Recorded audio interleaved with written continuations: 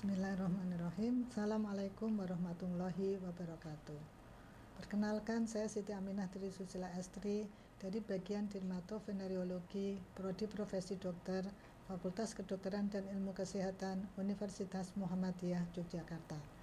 Pada kali ini saya ingin menjelaskan tentang Exanthema virus atau virus sistemik yang menginfeksi secara sistemik dan reaksi atau manifestasinya timbul pada kulit manusia. Tujuan pembelajaran ini adalah untuk menjelaskan tentang bagaimana penegakan diagnosisnya, kemudian melakukan atau menginterpretasikan pemeriksaan penunjang serta penata laksanaan untuk Exanthema virus.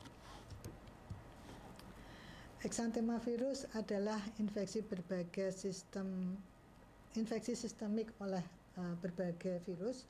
Di sini ada paramyxovirus, kemudian parvovirus, coxsackie-virus, kemudian cytomegalovirus atau mungkin virus rubella. Dan masih ada banyak virus jenis lain yang bisa menginfeksi secara sistemik, dan virus ini biasanya masuk melalui saluran pernafasan atau melalui saluran pencernaan manusia. Kemudian virus ini juga sering menyerang pada anak-anak dan remaja.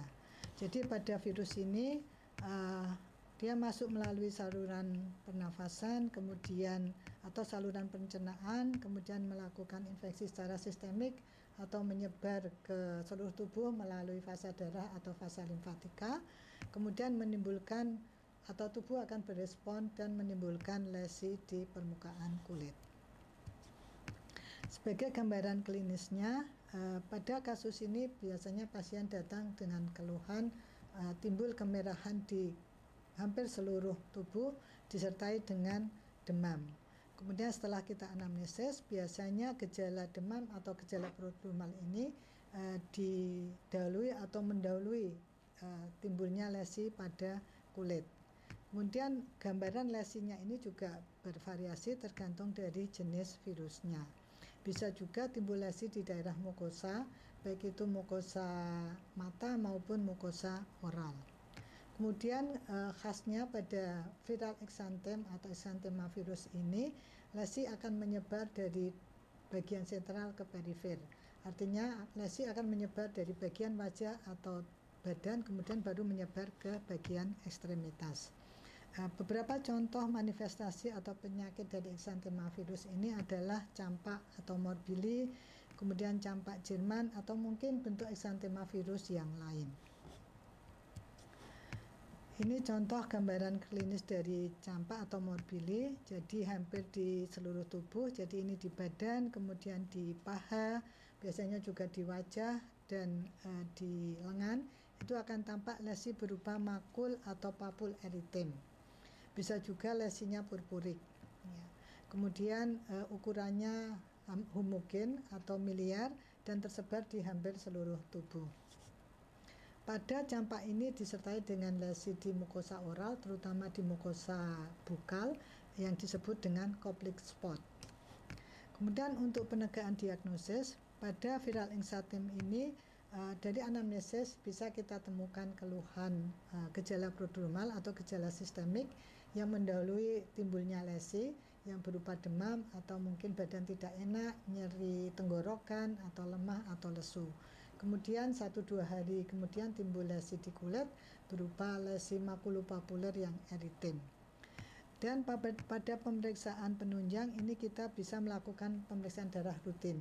Dari pemeriksaan tersebut kita bisa melihat kalau memang benar itu Exanthema virus, maka disertai dengan gambaran monositosis atau peningkatan leukosit yaitu monositnya. Nah, untuk penata laksanaannya, Exanthema virus ini juga sama dengan infeksi virus yang lain, bersifat swasirna, bisa sembuh sempurna dalam waktu sekitar 1-2 minggu. Jadi kita pada waktu pasien datang, kita perlu mengedukasi ke pasien tentang perjalanan penyakitnya yang swasirna, dan pada masa 2 atau 3 hari pertama mungkin pasien memang perlu isolasi dan perlu istirahat.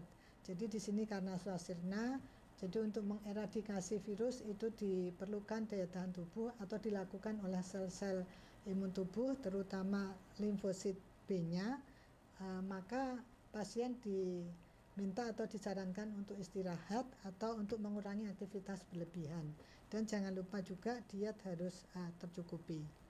Kemudian untuk medikamentosanya, karena di sini virus bersifat swasirna dan relatif tidak terlalu berat, dan memang belum ada obat antivirus yang bisa mengeradikasi berbagai virus tersebut, maka pengobatannya bersifat simptomatik. Jadi bisa diberikan antipiretik untuk mengurangi demamnya, analgetik, atau mungkin obat-obat suportif atau berbagai laboransia atau vitamin. Kemudian namun kita juga perlu hati-hati dengan terjadinya kasus yang berat. Jadi pada campak atau morbili ini bisa terjadi lesi pada saluran pernafasan, dan infeksi ini juga bisa menyebar ke sistem saraf, terutama sistem saraf pusat, dan ini bisa menyebabkan terjadinya ensefalitis. Nah, untuk infeksi virus ini kita harus hati-hati dengan pemberian kortikosteroid. Meskipun terjadi inflamasi, namun untuk kortikosteroid ini bisa dikatakan kontraindikasi. Jadi kita tidak boleh memberikan kortikosteroid pada kasus-kasus eksantema virus. Sehingga pada penegakan diagnosis kita harus hati-hati atau bisa membedakan antara eksantema virus dengan erupsi obat. Karena pada erupsi obat yang tipe morbilliformis ini gambaran klinisnya menyerupai dengan gambaran eksantema virus. Nah, untuk membedakannya kita bisa melihat dari gambaran klinisnya. Kalau pada erupsi obat itu biasanya lesi berkembang atau muncul dari ekstremitas, kemudian baru menyebar ke badan atau ke bagian sentral.